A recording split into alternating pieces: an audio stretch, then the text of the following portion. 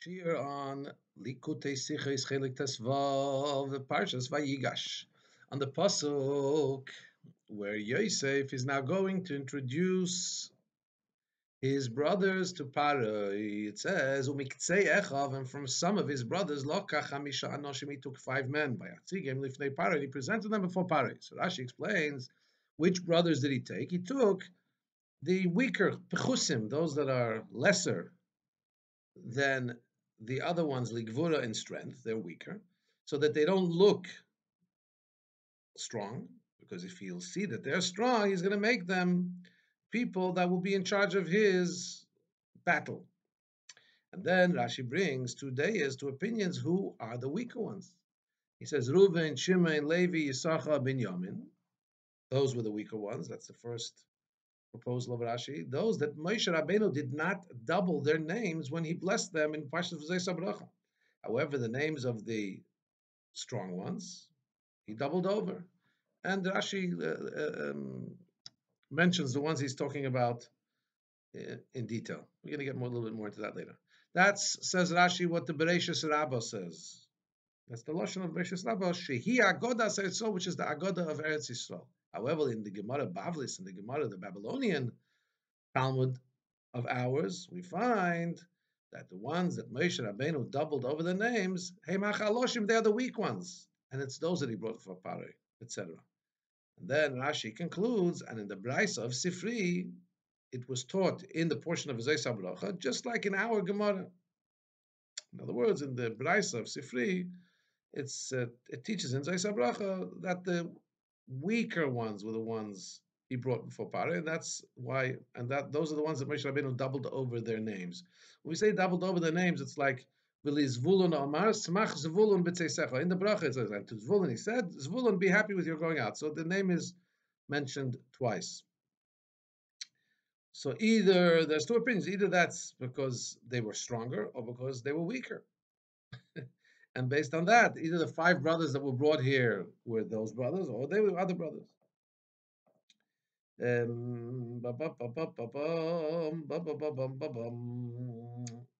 Okay, he continues. So the Rebbe says we don't understand. First of all, the fact that Rashi has to bring from our sages which of the shvatim were the weaker ones, or which one were the stronger ones. From that, we understand that you can't know simply by reading the pasuk in Pshutik Mikra. But asks the Rebbe, if it's not so clearly evident from the pasuk, why in Pshutik Mikra over here is it relevant to talk about all the details of what Rashi goes into? That's got to do with Moshe Rabbeinu's bracha. Was it the ones that he doubled their name? He didn't double their name.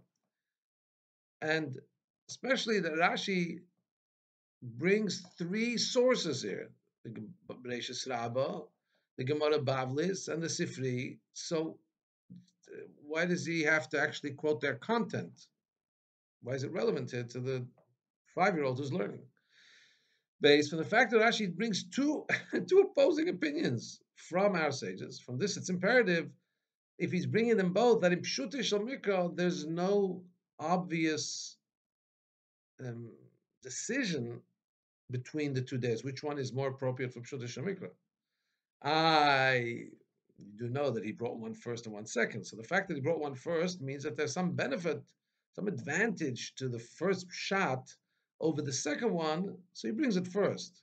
But the fact that he brings them both means that they're both equally relevant to understanding the post-psukim in Pshuti Shel Mikra. So here is a double question. First of all, in Parshas V'zei Sabracha, Rashi brings explicitly that the 5 tribes that Moshe Rabbeinu benched in the latter part of his blessings, which was Zvulun, Gad, Dan, Naphtali, and Asher, Moshe Rabbeinu repeated their names. This is a paraphrase from Rashi there in V'zei Sabracha, to strengthen them and to empower them, because they were the weaker ones from all the tribes. They were the ones that Yosef brought before Paro, as it says, and he took part of his brothers, took five brothers. In other words, in the simple reading of the pasuk, since he doesn't say there that this is a Rabbi Seinu Dorshu, this is the way our rabbis expounded. There, Rashi just brings a simple reading of the pasuk. The simple reading of the pasuk is that those 5 which were names were repeated, is because they were the weaker ones, and Moshe Rabbeinu was strengthening them, and those are the ones that Yosef brought. In other words, like the second opinion that he brought here in Parshas Vayichi in our Rashi.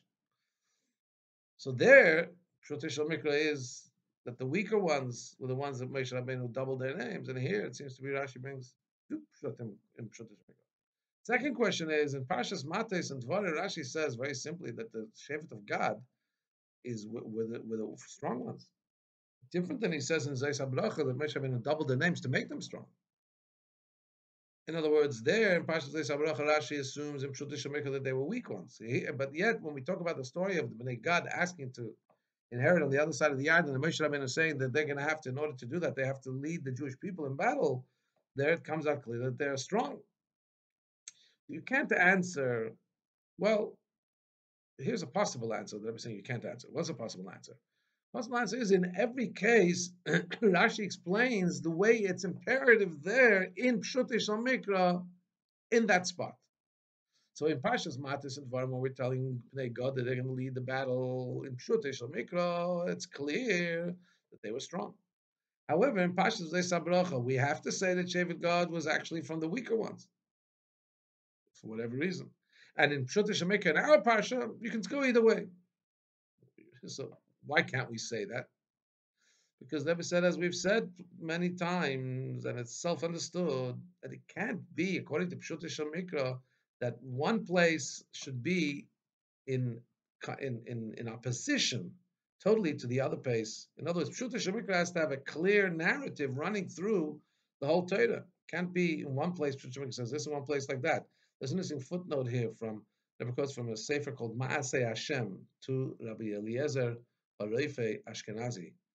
In a book called Maaseh, in a chapter called Maaseh Bereshis, he says, in opposition to the Ra'am, to Rabbi Eliyahu Mizrahi, so Rabbi Eliezer Harefe Ashkenazi writes as follows. I'm going to paraphrase.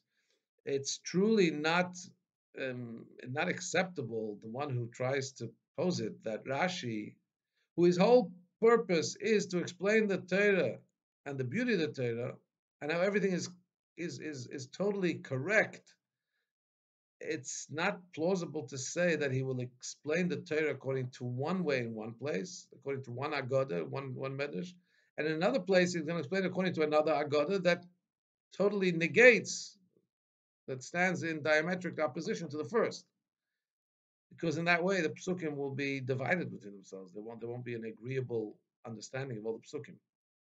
And instead of Rashi coming to explain and to help us in understanding the Psukim, on the contrary, Rashi will have created division, and it doesn't make sense to say that Rashi would do such a thing.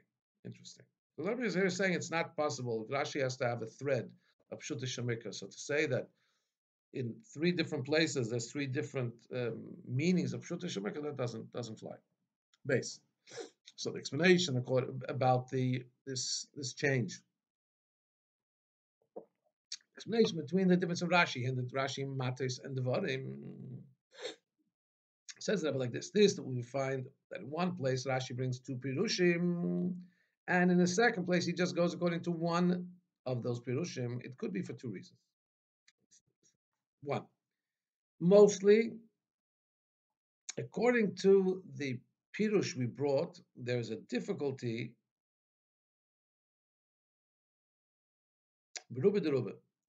Mostly, leiten gebrachten pirush is verana Schwierigkeit in zweiten Posuk. Want es Rashi bepirushe. Sheken leiten zweiten nicht gebrachten pirushe the Posuk will be pashtos, und es fordert sich nicht kein Bavon. The reason Rashi has to explain, let's say, okay, there were two pirushim here, and now we come to another pasuk, and Rashi doesn't explain the Torah according to both pirushim. He explains it just according to one of them. So either the reason is, and mainly this is the case, that yes, the Mecham Shemikra knows there's two pirushim. According to one pirush, the pasuk reads perfectly, but the second pirush that Rashi had said earlier, this pasuk now becomes a difficulty. How do you read it? So Rashi now has to explain only the second one, that this pasuk is not understandable according to. According to the first pirush he's brought, if you read the next psukim like that, fine, no problem, no issue, he doesn't have to comment. That's one reason why he wouldn't bring both again later. Another reason, is the exact opposite. Because in this place, Sibachapchis. Weil beim Mokim says from Shutish Mikra Mashma late wie der gebrachte Pirush, aber es ist nicht muchrig, weil wir kennen der eine echt late an Pirush. The contrary, it could be that earlier he brought two Pirushim. Reading this next pasuk, this next instance where those two Pirushim would come up, one of them seems to be the simple reading. And so that's what he explains. The other one, it's not that the other one can't fit, but Rashi is just going with a simpler reading here. You'll remember that there's two Purushim back there. You'll look at this pasuk and say, okay, it could fit, but Rashi just brings what flows. So two exact opposite things. But in other words, the fact that Rashi brought two there and doesn't bring here is plausible. Similarly, going to that second reason that it reads much more pashut here, according to one of the Purushim, that's why he brings that, is in our case. In our parsha Taki, you don't see which way it goes. You don't see which one is other weak, which ones are the strong. It just says he took some of his brothers. But in Parshas Matis and Dvarim, it's mashma. It seems clearly from the Pesukim that Bnei God were powerful, because otherwise they wouldn't have proposed that, okay, we want to take our land here and we're not running away from the battle. We will lead the Jewish people in battle on the other side of the Yarden. And Moshe Rabbeinu wouldn't have accepted that. So if a weakling comes and says, he acts like a strong guy. He says, I'm going to lead the battle. He says, excuse me. Moshe Rabbeinu said, hello. No thanks. And then Moshe Rabbeinu even said further, not just you're going to go with them, you're going to go Chalutzim Tavu, he instructs them, you're going to pass in front of the Bnei, so you're going to lead the battle. Obviously, it seems from the simple reading of the pasuk, the Bnei God were from the weaker ones. And therefore, you can't say that what Rashi says in Parshas Matis and Dvarim, that the Bnei God were strong ones, is because later Moshe Rabbeinu doubles their name. That's not that's not why he's saying that in the story of Bnei God and Bnei Reuven. Because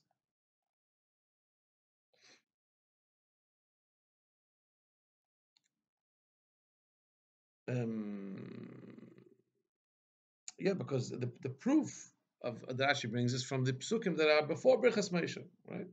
And not from the psukim, because Rashi also brings that that they actually did that in pasuk in Yeshua, when that was after the bracha of Moshe. However, the Rashi brings the strength because Moshe Rabbeinu had already accepted. They had offered to lead the battle, and Moshe Rabbeinu has accepted it before the bracha of Moshe. So we see that clearly in the simple narrative of the pasuk, where it describes in Parshas Matis, Parshas Dvarim, the Godites are strong. So that's why Rashi goes with that pirush in Parshas Matis Dvarim. That's just a simple reading of the pasuk there. But Rashi already gave an opinion in our parsha that maybe God was from the strong ones. That's no stira. It's not a conflict with the second pirush of Rashi in our parsha that God was from the weak ones. Why? Listen to this. Because what we could say simply is that God, the son of Yaakov, was taka from the weak ones. His children, the people of Shevet God, this is 250 years later, this is a generation that goes into Eretz Yisrael. They were strong. Especially we know that the Shvatim got married with each other. So what could have happened is that the children of God got married with daughters of an under-Shevet, of the powerful Shvatim, and their children inherited the might of the mother's father. So it's not a problem to say that in our parsha, Bnei God is from the weaker ones. And yet in Parshas Matis and in Dvarim, they're offering to go in front of the Jewish people, and they talk as strong, because maybe by that time they had become a strong family through the genetics that came to them from the strong tribes that they may have married into. However, we don't understand what is the understanding in V'zei Sabracha. Where does the reading in V'zei Sabracha infer the ones that Moshe Rabbeinu doubled their names were the weak ones? Like the second portion in Rashi in our parsha, and if that's the way it seems in Parsha V'zei Sabracha clearly, so Rashi doesn't bring it here in our parsha as being the main pirush. In other words, here Rashi says two options, which are the weak ones. There in Parsha V'zei Sabracha, Rashi says the ones that he doubled over were the weak ones. in our passage it says could be he doubled over the Moshe Rabbeinu doubled over the names of the strong ones. And if there he just brings one pirush, that those are the weak ones, why here at least isn't that pirush the first pirush, even if he's going to bring two pirush? Also, we have to understand Gimel. Why Rashi in our parsha is first of all gives a length in his pirush, and also number two, there's very unusual expressions in this Rashi. First of all, he says this is the lashon of Bereshis Rabbah, but he adds that's the Agoda of Eretz Yisrael. That's the Israel version of Agoda. And then he, in number two, he says, but the other version is Lashon Gemara Bavli Shalom, an our Babylonian Talmud. It's interesting. Number three, he says in the Bryce of Sifri, it's taught like in the Bryce of Sifri of Zay Sabrach, it's taught like in our Gemara. First of all, what's the difference that it also says that in Sifri? And also, what's the difference that it's in a Bryce of Sifri? And also, what's the difference that the Bryce and the Sifri is in Zay Sabrach? Or what's the difference which part it's in? Dalit, the beer b'chazim. When we learn the pasuk he took some of his brothers, 5 people, and you don't explain which ones they are. So it makes sense logically that somewhere in the Torah there's going to be a distinction here about these 5 shvatim over the others. It doesn't. The Torah is cryptic. Somewhere there must be a hint which ones they are. That's why Rashi brings the lengthy expression of Chazal that this is understood from the brach of Moshe. Because you see by Moshe that by some of the Shvatim, the names are doubled over, and by some not. That's the only part in Torah, it's the only place in Torah where you find that the Torah distinguishes 5 Shvatim from others. As we're going to explain according to the 2 Pirushim.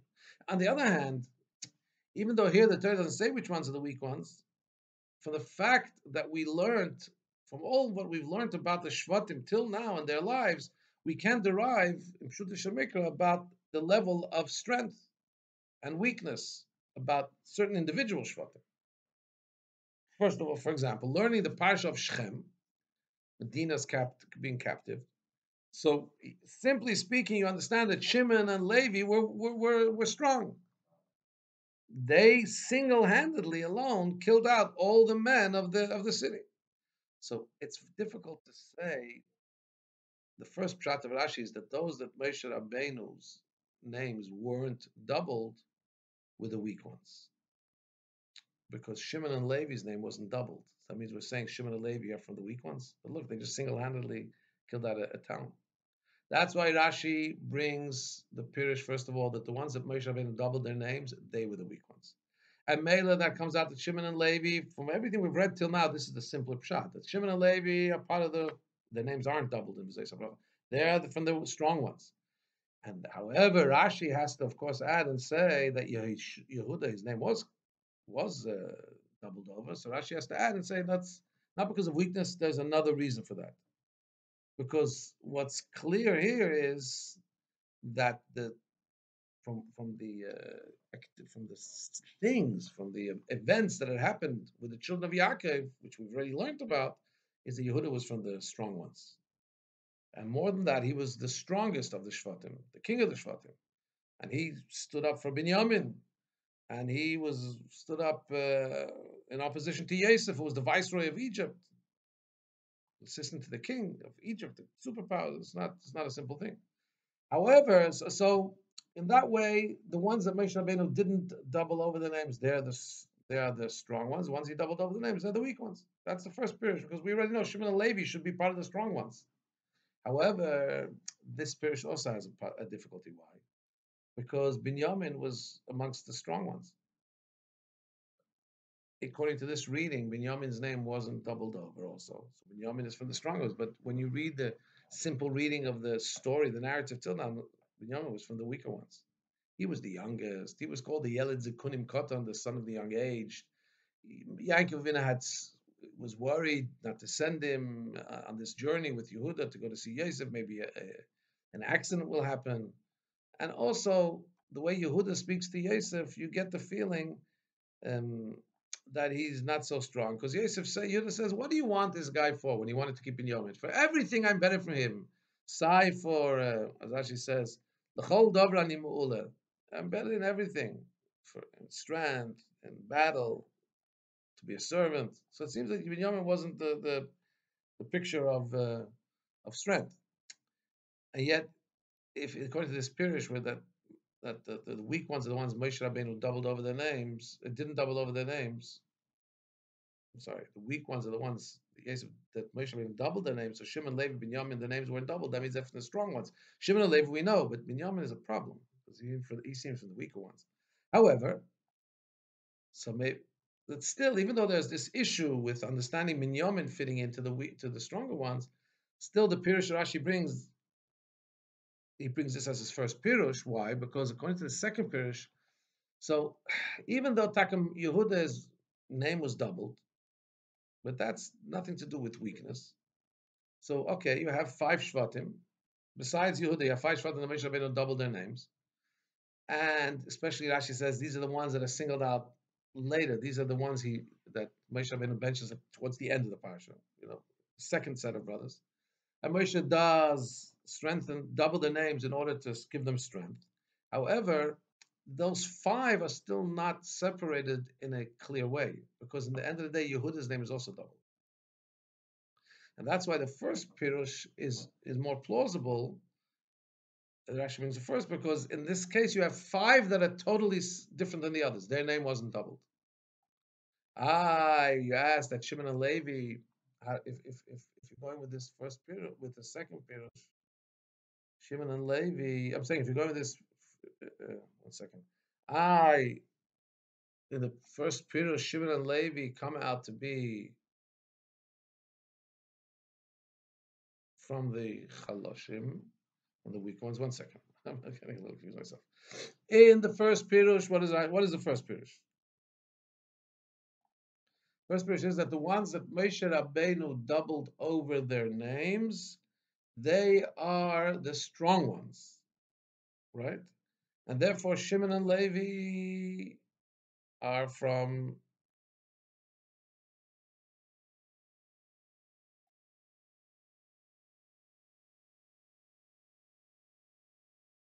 sorry. So first Rashi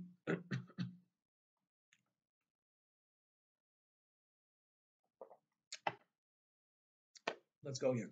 First Rashi brings first Pirush of Rashi is that the ones that Moshe Rabbeinu doubled over the names were for the strong ones, right? But the problem with that is that Shimon and Levi are amongst the ones that Moshe Rabbeinu didn't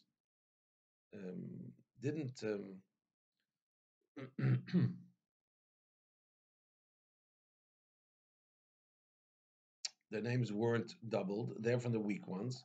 How can we say they're from the weak ones? We know according to Pshuta Shemikah that they're from the strong ones. So what we're saying is that's why there's two pirushim here. One pirush will put Shimon and Levi in the weak ones. And that's a problem. One pirush will put. We have to bring the other pirush where Shimon and Levi from the strong ones. However, the one where Levi and Shimon are in the weak ones, the problem with that are in the strong ones. Problem with that, if Shimon and Levi are in the strong ones, the problem is that then there's six that their names. Sorry, no.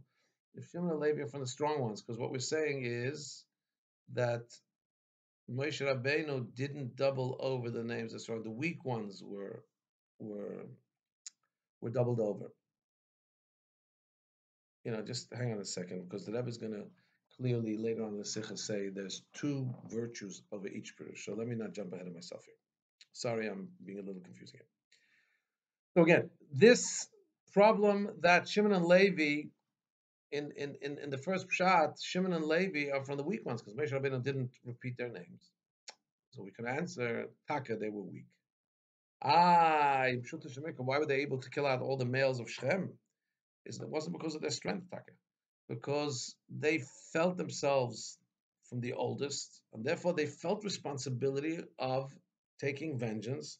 Of, as they said, will our sister be made like somebody ownerless, and anybody can just do what they want? And so there was this.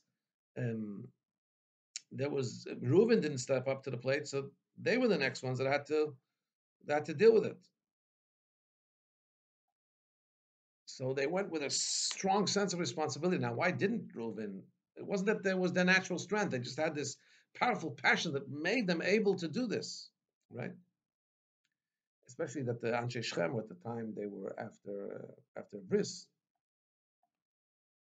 right? And we say that their anger, they basically their anger made them also stronger, as Yankov points out when he, in the end of his life. Now, why didn't Reuven Taki do anything? We're saying here that Shimon and Levi stepped up to the plate because they were the older ones after Reuven. Why didn't Reuven do anything? So Rabbi says in Article 33, what the fact that Reuven didn't do anything about it, even though he's the eldest, um, it must be, Rashi doesn't explain Reuven's silence here. So it must be, we could say a few simple reasons, which is why Rashi doesn't even have to comment. First of all, this is not appropriate behavior to the son of Yaakov. On the contrary, later on, we're saying that the fact that Shimon and Levi did it, that was the chiddush. Second of all, we know that he had very soft emotional character traits, which are opposed to the concept of Nekama, taking vengeance. It wouldn't be in his midas. Number three, Yerushalayim. He was a great Yerushalayim. We see that he was busy with doing tshuva for the fact that he involved himself in his father's life. So he would have been more cautious about doing it. Also, four, it appears that it makes sense to say that when all the children were at home, taking care of the father needed to be through the eldest, which is not the case when they were somewhere else. So then they took turns. When they had to be somewhere else, they took turns. But however, when they were at home, the older one would be the one to serve his father. And especially as we see in Rashi in Vayero, where we point out that Avram Avinu didn't go himself to get the food for the orchim, for the angels that appeared as guests, and we point out there that this is something a little bit deficient. So it would be clear that if all the kids are at home, they would want to serve their father personally, not through a shliach, not through delegating it to somebody else. If all the brothers are going to want to do this personally to serve their father, so of course the one who gets first pick is the eldest of them. Yeah. So Al Kol Panim, Reuven wasn't there. Shimon and Levi did it. So there were other things at work that made them have the power. So they could. It still fits Pshut Shamika to say that Moshe Rabbeinu doubled over the names of the strong ones, and Shimon and Levi's name wasn't doubled over. They're talking for the weak ones. The other way also makes sense, right? Now continues the Rebbe involved. When you get to Parshas V'zei Sabrocha, so from the simple reading of the psukim, it's mashma that the ones that Moshe Rabbeinu doubled their names, those were the weak ones, and not the reverse. But first, let's understand what's the difference if Moshe Rabbeinu. What's the difference in meaning? If Moshe Rabbeinu doubled their names because they're weak or because they were strong. So if we say that the weak ones were the ones that Moshe Rabbeinu doubled over the names, so the reason Moshe Rabbeinu doubled over the names is in order to point out, to give them additional bracha. As Rashi says there, in order to strengthen them and to give them power. Because they were weak, they needed to get the extra addition from Moshe. If you learn, however, that with the doubling of the names, those were the powerful ones, those were the strong ones. So why did Moshe double over the names? Because to give them a special chashivus, special prominence. The prominence expressed itself in the fact that he mentioned their names twice. When he said their names, it's more prominent than the other names of the Shvatim. Like we say about the Brachat Avram Avinu, V'agad l'shmecha, I'll make your name great. Strength kind of elicits a double mention of the name. Similar to what Rashi says, but by Avram, where Hashem says his name twice, it's a lashon chibah, it's an expression of endearment that he doubles his name. Rashi doesn't bring any explanation about that concept. Avram, he just says that we all understand when the name is doubled, it's a sense of endearment. When we talk about the difference in these two looking at the doubling of Moshe in the actual bracha of Moshe, according to the Pirish that Moshe Rabbeinu doubled over the names of the weaker ones in order to add their bracha. So we understand why Moshe Rabbeinu doubled their names. It's part of the bracha. For example, the Zvulun. Zvulun, he said, Zvulun, rejoice with you going out. It's all part of the flow of the bracha and the strength of the bracha. But if you're saying that really they were the strong ones, and that's why the names were repeated. So the doubling of the name is not really a part of the bracha of Moshe Rabbeinu. They're not repeated by Moshe in order to strengthen the bracha. No, when the Torah, when their names are mentioned in the Torah, so then Moshe Rabbeinu in the Torah, so then the Torah doubles over the name in order to give prominence to the name. But that's not actually part of the impact of the bracha. So according to this, we understand it's part of the description of how Moshe Rabbeinu benched them, and the more prominent ones are mentioned twice, mentioned in a more powerful way. Whereas if it's part of the bracha, so Moshe Rabbeinu is giving them and saying Zavulun and Zavulun, and this is kind of part of the bracha, part of the flow he's giving them. According to this is understood that when you read simply the psukim of Zeis HaBracha, especially the psukim that talking mamish about the bracha of Moshe, it makes more sense to say that every word there that says by the brachas is part of the brachas. And that's why there Rashi learns simply pshat that it was the weak ones that their names were doubled over. Moshe Rabbeinu doubled over the name as part of the bracha to give them strength. Because in this way it reads more pshuta shemika that the repetition of the name is part of the bracha. You'll ask, why is God's name repeated? Wasn't God already? We know he's already strong even before the bracha of Moshe, because he said he's going to lead the battle. So that says here in Ha'ara 40, you could say Yeshlem Shegam Ze bracha, but this too is a bracha. Whatever sends back, look in Ha'ara 20, I forget what does that say.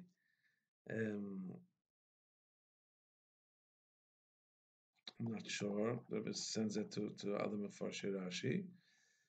But here the Rebbe says another thing, even if they were strong, that's why they offered to lead the battle, Moshe accepted. Moshe added through his bracha, added more Gevurah. Zayin. So now we understand in V'zeis HaBracha, it reads more simply, and that's why Rashi only brings the spirit that is part of the bracha. When he doubles their name, this is to give them strength. This way it's part of the bracha. The Kodesh will understand what Rashi says. This is the Agoda of Eretz Yisrael. But in the Gemara Bavlis, in our Babylonian Gemara, what is he saying? Now he's helping us understand why the content of these Pirushim and why each Pirush goes in the direction it does. What's the difference between the learning in Eretz Yisrael, Talmud Yerushalmi, the Yerushalayim Talmud, and the learning of the Babylonian Talmud? So they'll say that of learning in Eretz Yisrael is shorter, more concise, not with lengthy back and forth, questions answer, and it's more concise language. As the Gemara says, there's a quote in the Gemara. This Tana was from Yerushalayim, and that's why he said an easy, shorter language. In other words, however, in our Talmud, the Babylonian Talmud, that is with ariches. That the style of the Babylonian Talmud is with a length, back and forth, both in the content, the way there's back and forth, and also in the styling of the language. And therefore, it's understood that Bereishis Rabbah, which is the Agoda of Eretz Yisrael, that's where Rashi quotes from Agoda, says so. That is going according to the Shitta that when there's an option to learn the doubling of the names of the weak ones were doubled. Because Moshe Rabbeinu, in this case, it's because Moshe Rabbeinu spoke longer. He doubled their names in order to give a bracha. Because a bracha and tefillah could be shorter.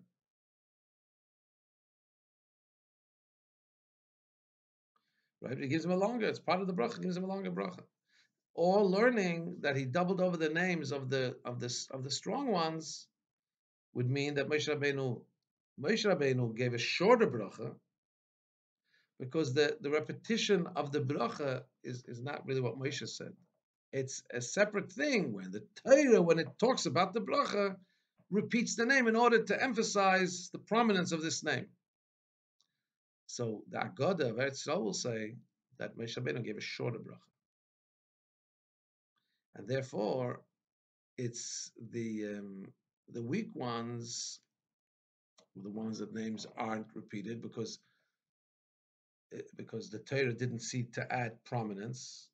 In other words, the Agoda of Eretz Yisrael is saying that Moshe Rabbeinu's bracha was shortened to the point by all the Shvatim. The fact that we find the name doubled by some, it wasn't part of Moshe Rabbeinu's bracha. That's the way the Torah, when it quotes their names, speaks about the bracha that Moshe gave them. It's given an extra oomph. But Moshe Rabbeinu's bracha was always the short, concise, to the point bracha, without doubling names for any. The Torah doubles the name of some. That's because the Torah is giving prominence to those chashuv, strong shvatim. But the Gemara Bavli is, according to the way we learn in Bavel, that in order to give additional explanation, so then you speak more lengthily. So then, in this case, we'll say that Moshe Rabbeinu doubled over the names in order to give them more bracha, in order to add bracha to the chalosh, because that's why Moshe Rabbeinu was stretched out his bracha and added to it in order to give strength. He mentioned their names twice to give them strength. You can do it with a short tefillah also, like the Gemara, like the Medrash lines. However, since you can give an additional through by stretching it out, through by saying longer, you can give more bracha. So, and the Gemara in Bavli is into fleshing it out, saying it longer. So therefore, it makes sense to say that the bracha of Moshe, in the way the Bavli Talmud way looking at the bracha of Moshe was given in a longer way. According to this, we'll understand where Rashi says, and in the Bryce and Sifri, it's taught like Zeis HaBracha. In Bryce and Sifri of Zeis HaBracha, it's taught like in our Gemara, in Bavli Gemara. Why? Because from all this comes out. Now we're gonna say the two pirushim in our what you call comes out. There's a double advantage in each pirush over the other pirush. A, from simple reading of psukim here. B, from the doubling of the names. Okay, let's go. Let's see why Rashi brings here too, and what's the pluses, pros and cons in each pirush. The double mila, the double advantage in the first pirush that Rashi brought is, again, what was the first pirush? That Moshe Rabbeinu doubled over the names of the strong ones, right? So the double mila of that pirush is A, according to Pshuta Shamikra, Binyamin was from the weak ones, and Yehuda was from the strong ones, and that makes perfect sense. Moshe Rabbeinu doubled over the names of the strong ones. Yehuda is part of it, Binyamin isn't. However, another thing, base, when the Torah says that Moshe Rabbeinu took 5 people and doesn't say which ones they are, so it makes sense to say that those are the 5 weaker Shvatim. And the fact that Moshe Rabbeinu didn't double over the names, there's an exact number of 5. It fits the 5 because there's 5 Shvatim that Moshe didn't double over the names. So that fits, right? So the 5 ones are the ones that Moshe didn't. There are 5 that Moshe didn't double the names in Zeis HaBracha. Binyamin is on the right side of the thing. Yehuda is on the right side. Perfect. However, there's a double advantage in the second pirush, that the ones that Moshe double the names are the weak ones. Why? A, because in Pshuta Shemikra till now we have Shimon and Levi are from the strong ones and not from the weak ones. So if Moshe Rabbeinu doubled over the names of the weak ones in Zeis HaBracha, Shimon and Levi's name were doubled. They're in the right side of the story here. They're the strong ones. 2, it makes more sense that the doubling of a name is a bracha. It has to do with the etzem bracha in order to strengthen them. Because the other way is saying that the Torah is hinting something else about these shvatim by doubling their names, that they were strong ones, and it's not relevant to the actual text of the bracha, right? And it's not relevant to the actual. It's relevant to their individual qualities, but why would it be mentioned right there in the bracha of Moshe? It makes more sense to say that it's part of the bracha. Moshe gave them a bracha, and he doubled their names to give them strength. And this second advantage that's part of the bracha, and that's why it's mentioned, and they're attacking the weak ones, and Moshe is strengthening them. Rashi emphasizes this advantage for the fact that he says that it's from the Sifri and that the Sifri is in Zeis Bracha, like our Gemara. In other words, he's saying because it's in Parshas of Zeis Bracha, it makes more sense to say that doubling the names is part of the bracha. It's part and parcel of the bracha. In the same way, in the first two Pirushim, Rashi gives the reason by saying the reason that the Medrash goes this way to say that the weak ones, the names were not doubled. The strong ones were mentioned more because that's the Eretz Yisrael system, thinking that the bracha was more concise. The Gemara Bavlis is on the opinion that the bracha was more lengthy and more fleshed out. That's why when if the names were doubled, it means that on the contrary, they were the weak ones. But Rashi is hinging these two Perushim based on the style of learning of Eretz Yisrael or Bavel. So that's why he says that in the Braisa of Sifri, in Zeis Bracha, it comes out like the second one. What's Braisa? Braisa is everything. Braisas are based on what it says in Mishnahs. But the difference is that the Mishnah, everything is concise and even only alluded to in a remez, in a hinted form. To quote, it's written short and it as the Rambam says in Akdama to Pirush Mishnah, is Dovar Kotzer. It's written short, but Koilel and Yanaram, and it includes and incorporates a lot of things in that conciseness. The Braisa, things are more fleshed out, with more length and with more detail. And that's why Rashi is hinting that the way of learning in Braisa is Arichis. So the Braisa of Sifri explains, like our Gemara Babis, like our Babylonian Gemara, that the ones that Moshe Rabbeinu doubled over, they were the strong, they were the weak ones. And in this way, it comes out that Moshe Rabbeinu gave a lengthier bracha, doubled over the names of the weak ones in order to give them strength and to empower them. But still, that's not the first pirush in Rashi here. Rashi brings in the second pirush. Nonetheless, in our parsha, it's only a second pirush. Why? Because the main advantage of the second pirush is in Parsha Zeis Bracha, when we're talking about bracha. However, in our parsha, we said before that there's an advantage in learning that the chaloshim, Moshe Rabbeinu mentioned the names of the weak ones. Why? Because as we said, Binyamin and Yehuda become on the right side of the coin. Then Binyamin is for the weak ones, Yehuda for the strong ones, and also the clear distinction of 5 is the ones that their names weren't doubled. So that's why Rashi brings that pirush. Those were from the weak ones. Thank you.